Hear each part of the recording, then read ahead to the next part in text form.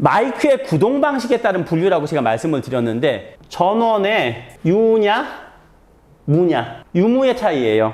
즉 전원이 들어가야 되는 경우라고 그러면은 콘덴서 마이크라는 표현을 씁니다. 그리고 전원이 없을 경우에는요, 다이나믹이라는 표현을 씁니다. 다이나믹 마이크, 콘덴서 마이크 이렇게 분류됩니다. 즉 여러분도 노래방에서 이런 타이틀 많이 보셨죠? 라이브 현장에서 이런 거 많이 보셨죠? 가수들이 쓰는.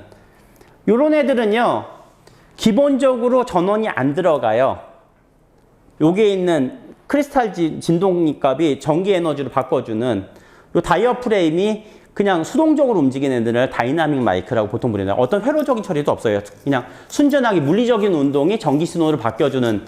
근데 이런 애들이 단점은 뭐냐면은, 단점부터 말씀드리면 감도가 좀 떨어져요.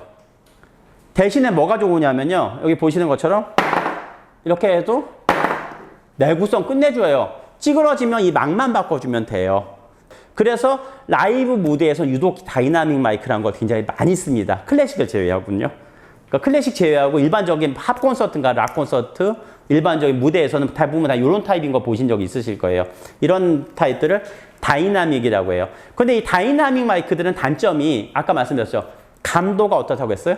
조금 떨어진다고 했죠. 그래서 말을 갖다가 얘기하시는, 그러니까 스피치를 하시는 이제 그 얘기하시는 분, 연사라든가 가수들이 일정한 성량이 안 나와지면은 그냥 위스퍼링이 되는 수가 있어요. 소리가 너무 작게 소곤소곤 해가 잘 안 들리는 경우가 있기 때문에 그런 부분들 단점이지만 대체적으로 얘는 내구성이 굉장히 끝내주기 좋기 때문에 현장에서 제일 많이 쓰이는 애들이 다이나믹입니다. 여기에 보면은 뭐라고 써 있었죠? 여러분은 그 프린트물에 보면 48V 팬텀이라고 하는 거 보이시죠? 48V DC 전원을 공급을 해가지고 마이크 안에 있는 회로를 구동을 시켜서 약간의 증폭률을 가지게끔 고감도 마이크를 만든 것들을 우리가 통상적으로 콘덴서 마이크라고 부릅니다. 즉 전원이 들어가서 전원에 의한 약간의 증폭을 해주는 것이 콘덴서 마이크라고 얘기를 해요. 그래서 콘덴서 마이크 같은 경우에는 굉장히 고감도의 마이크들이 많고 증폭률이 있기 때문에 섬세한 소리를 담을 수 있는 장점이 있는데요. 자, 장점은 분명히 소리가 좋다라는 것들을 얘기를 했는데 전기가 들어가죠. 그럼 전자 제품이죠, 일단. 그러면 수분이나 충격에 굉장히 쥐약이에요. 이런 애들은 사실은 어느 정도 건조만 시켜주면 한 80%, 60% 성능을 썼거든요. 근데 얘네들 침수되면 끝장이에요. 현장에 쓰실 때 비 오고 이러면은요, 정말 큰일 나니까 마이크 특성을 잘 알고 쓰시라는 얘기고, 여기서 아마 연배가 좀 있으신 분들은 기억을 하시는 부분인데, 옛날에 되게 유명한 사건이 있었죠. 배철수 씨 감전 사건이라고. 노래하다가 마이크 딱 잡았는데 그냥 그대로 넘어갔죠. 그게 왜 그러냐면은 이 팬텀은 48V인데 AC가 아니고 DC예요. 즉 직류를 사용하는 건데, 교류는요, 우리가 쓰는 AC 전기는요 100V만 돼도 아따거한 정도로도 될 수 있거든요. 턱 안 붙어요. 그냥 따끔하고 지직하고 말거든요. 근데 DC는 35, 6V, 37V가 넘어가면 심장에 바로 무리가 옵니다. 그러니까 그냥 죽을 수 있고 뇌사가 될 수 있어요. 그래서 48V라고 하는 것들이 굉장히 위험한 수치인데, 그때 배철수 씨가 감전될 이유가 전혀 없었는데 어떤 때 감전이 제일 많이 되냐면은 회로가 형성됐을 때. 이거 여러분들 되게 조심하셔야 되는 부분인 게, 자, 마이크가 이렇게 있어요. 근데 여기에 48V 팬텀이 갑니다. DC죠? 그냥 마이크만 잡고 노래하거나 쓸 때는 전혀 문제가 없어요. 그런데 그날 배철수 씨가 무슨 상태였냐면 기타를 가지고 있었죠. 전자기타를. 그리고 전자기타가 음향장비 연결되어 있는데 전자기타의 이 부분 있죠. 이 부분, 링이라고 하는 부분은 실드라고 그래가지고 접지가 돼 있어요. 지금 기타줄은 쇠죠. 그래서 그 쇠에 전류가 흘러요. 그러니까 접지가 되는 상태인데 이게 떨어져 있을 때는 상당히 문제가 없어요. 그런데 이 부분에서 마이크를, 기타를 넥을 잡은 상태에서 이렇게 잡아버린 거죠.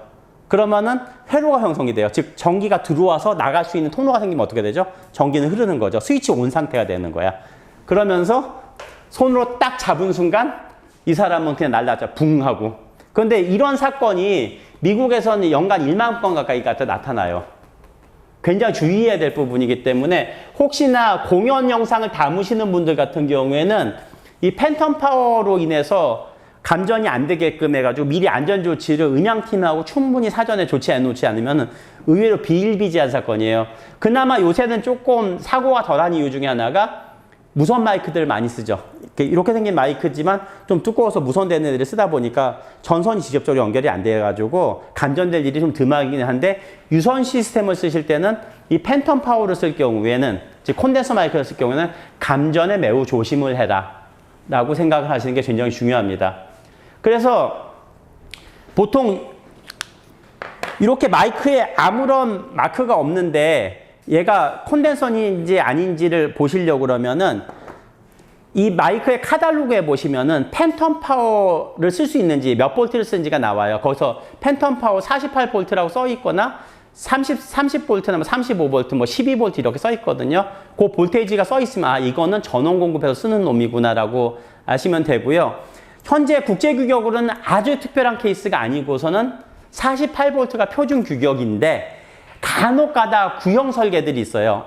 옛날에 저런 카메라 연결해서 쓰는 팬텀 파워 쓰는 마이크들 같은 경우는 12V 모델도 간혹 가다 섞여 있으니까 꼭 확인하고서 주셔야 돼요. 12V 쓰는 모델에 48V 주면은 잘못하면 마이크가 나가거나 감전될 수가 있는 소지가 있으니까요. 일단 국제 표준 규격은 현재로서 48V가 표준 규격이라고 알고 계시면 됩니다. 그런데 이런 믹서나 콘솔 장비들 아니면 이런 기계에서 팬텀을 줄 수 있는 스위치가 있으면은 여기 전원 공급이 나갈 수가 있는데 불행히도 이런 장비에서 팬텀을 지원 안 하는데 이런 콘덴서 마이크를 쓰려면은 이런 것처럼 중간에 전원만 공급시켜주는 팬텀 파워 서플라이라고 부르는 장비를 중간에 연결해 줘야 되는 경우도 많이 있으니까 여러분들이 기본적으로 전원을 쓰는 카메라 마이크인지 전원을 쓰지 않는 마이크인지 내지는 배터리를 쓸 수 있는 놈인지 배터리를 쓸 수 없는 놈인지 이렇게 생긴 애들은 배터리를 쓰는 애들이 많아요. 그래서 뚜껑 따고 안에다 이제 그 9V 배터리 큰 거나 트리플 A 같은 거 2개씩이나 3개씩 넣는 경우도 많이 있으니까 이런 애들도 콘덴서 마이크의 범주에는 들어갑니다. 대신 감전의 염려는 없겠죠. 왜? 배터리로 구동하니까. 이런 식으로 해서 기본적으로 콘덴서하고 다이나믹 마이크 차이를 갖다 좀 알고 계시면 좋아요. 근데 이제 가끔 보면 캠코더 있죠. 여러분 쓰는 캠코더 보면 방송용 캠코더라고 해서 위에 마이크 꼽을 수 있는 연결 박스 큰 게 달린 애들이 있어요. 이런 박스가 그 캠코더 위에 이렇게 얹어져 있는 애들이 있거든요. 그런 애들은 옆에 팬텀 파워 온오프 할 수 있고 볼륨 조절할 수 있는 프리앰프 기능들도 내장되어 있는 애들이 있으니까 내가 가지고 있는 장비들하고 어떻게 연결했을 건지는 여러분들이 잘 선택해서 쓰시면 돼요.